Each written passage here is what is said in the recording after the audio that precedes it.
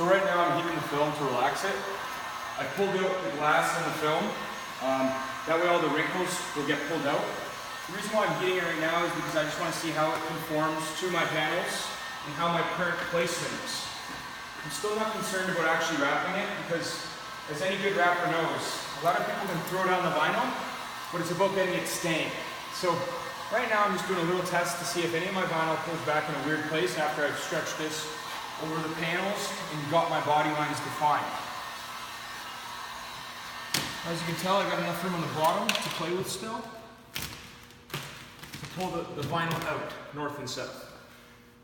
I've defined a line between my panel for the bottom body line down here and the top body line up here. I'm going to follow this body line all throughout to ensure that the north side of it is separate from the south side. I'm going to be glassing out this end corner so that way it pulls out straight and there's no stress marks or nothing. From here, I'm going to start a downward to the left vinyl stroke to come through this ridge line that I've created. By going down to the left, it's opening the film as I travel into the middle.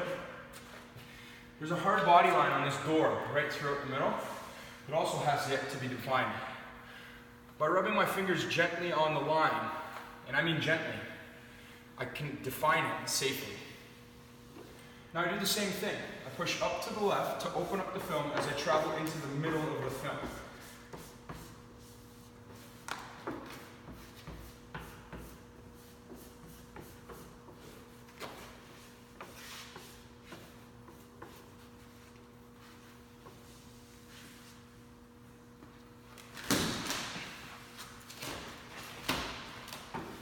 I just opened up the top side of my film so I can lay this vinyl stress-free. Now I'm going top right as I'm traveling into the middle to continually open up this film on this hard body line.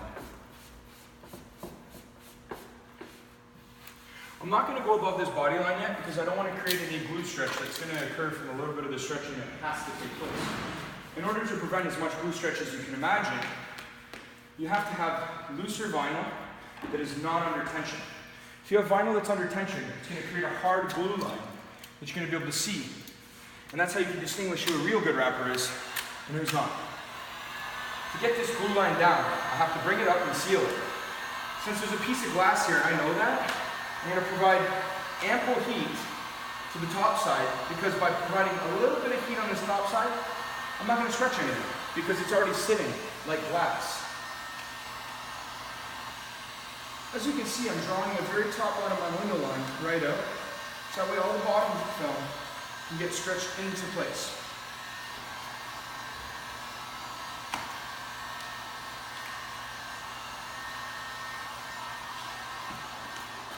I'm gently warming up the vinyl so I can start conforming it. You have to be quick with the heat gun from a distance.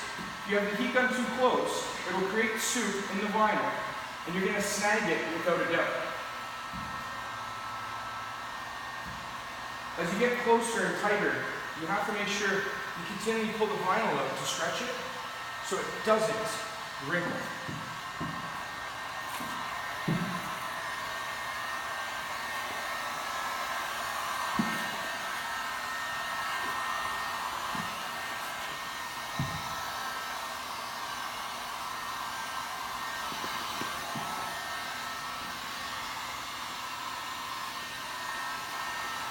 As you're closing the vinyl off, it's very important to make sure that you're doing it in a uniform fashion because you don't want to have any unwanted stretch.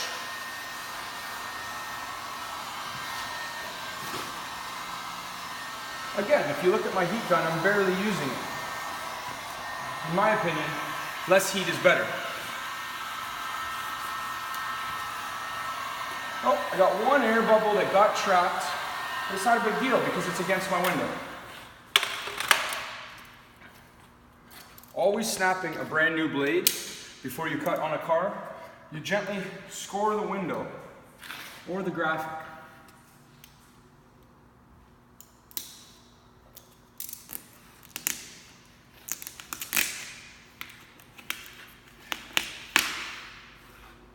You can tell how light I pressed because I didn't even cut through the vinyl. Come closer. I've only printed or cut through the laminate, not the vinyl. As you can see, the laminate has only been cut and I'm able to pull it.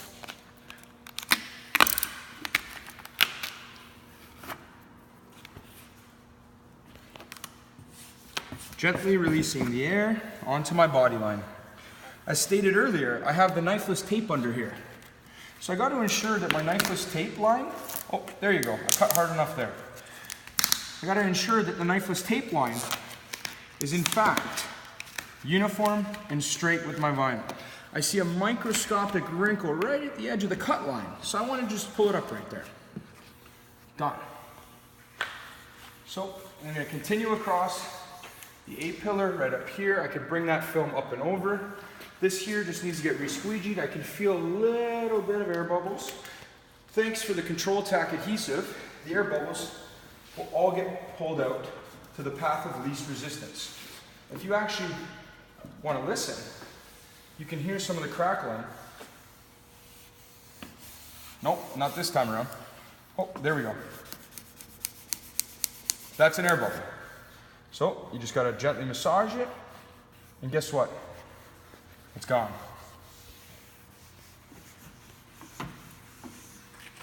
I'm just making sure I am overpassing and double squeegeing every piece of vinyl. A little air bubble right here. Sometimes when you crush the control tack, it'll turn it into what's like a permanent adhesive because the air channels have now been destroyed.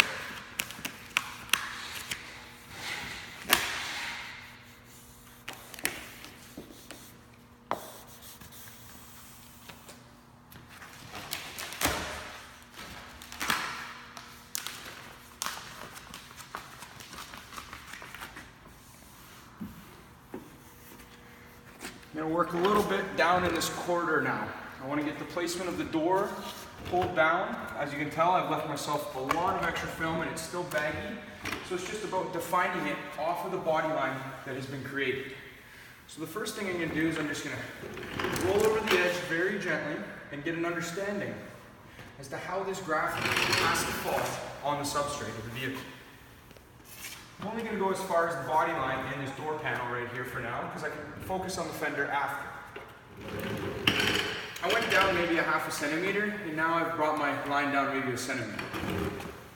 I'm going to continually pull my vinyl out to the left to start forming what I call a triangle. The best way to install vinyl is always by finding a triangle. Sometimes when you get a little bit of built-up tension, come over here. Right up in here, you can notice that there's a lot of built-up tension. So by bringing a heat gun and by allowing it to warm up to the operating temperature that it has to warm up to, we can remove the tension in the vinyl right throughout. And look, if you actually look at how I'm taking the tension out, these lines have fully disappeared and I've actually drawn them all the way to the right. Now guess what? There are no lines there, there's no tension, there's no stress. So when this graphic lays down, it's going to lay down perfectly.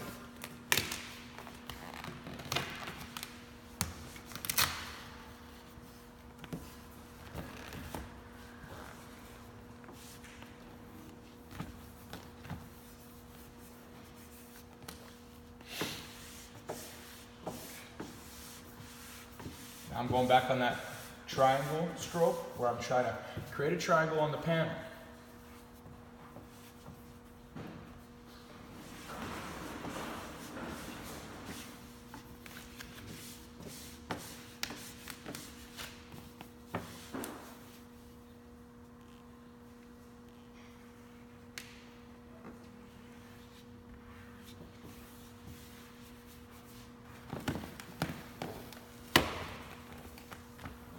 I'm going to wait to go after this body line once I've gotten the rest of the car down. I don't want to trap the vinyl and trap myself. Here, we're going to cut in the shape of a U, so that way we don't tear any of the vinyl. By cutting like this, there's nowhere that it can rip and spread like cancer.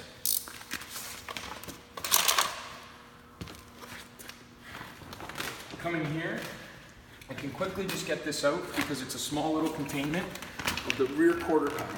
I'm going to glass it out first. Now that I have it taut, I'm not stretching this at all. I'm just gonna create enough pressure to draw it down.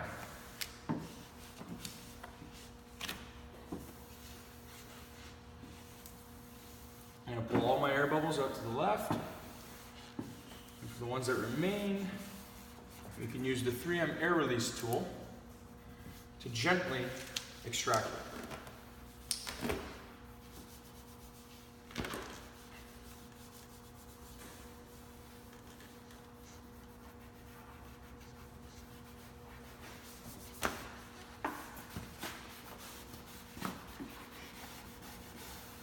Right now I'm just re-squeegeeing to make sure all of the vinyl is down and in place.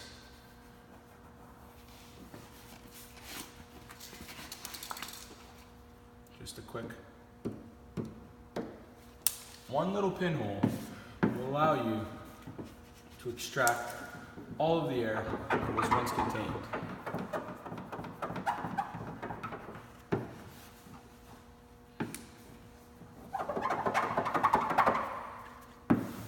You always want to re-squeegee to ensure it's gone.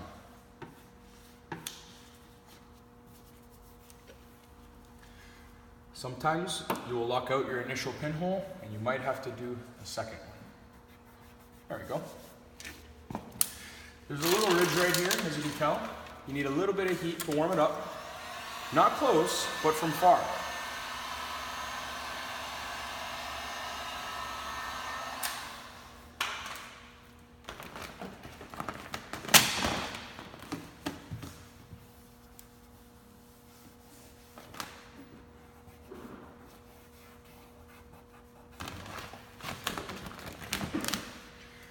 The good thing about the 3M 180 vinyl is that it's very forgiving in the fact if you know how to speak its language. It takes a long time to fully understand the film, but when you do, you'll have a major competitive advantage in terms of your install and the time for install.